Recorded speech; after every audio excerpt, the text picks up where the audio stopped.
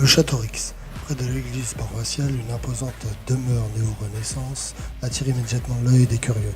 Construite à proximité de l'ancien château détruit des seigneurs, cette maison de maître a été élevée en 1874 en reprenant les codes architecturaux de la Renaissance. Avec ses grandes fenêtres à meneaux, ses toits à poivrières, ses frontons rasés, il a également, avec l'emploi de briques, un clin d'œil à l'architecture du siècle de Louis XIII. Il est un témoignage fascinant du patrimoine historique de la Lorraine, jadis symbole de grandeur et de pouvoir. Ce château se dresse aujourd'hui dans un état d'abandon, laissant présager les récits d'un passé glorieux.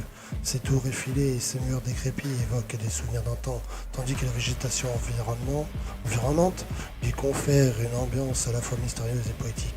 Ce lieu d'urbex attire les curieux et les aventurieux à la recherche de sensations fortes. Les passionnés de photographie y trouvent un cadre idyllique pour capturer l'étrangeté et la beauté des lieux. En vous aventurant à l'intérieur, vous découvrirez des salles au plafond effondré, des escaliers poussiéreux et des fenêtres brisées qui laissent filtrer la lumière du jour, créant des jeux d'ombre et de lumière saisissants.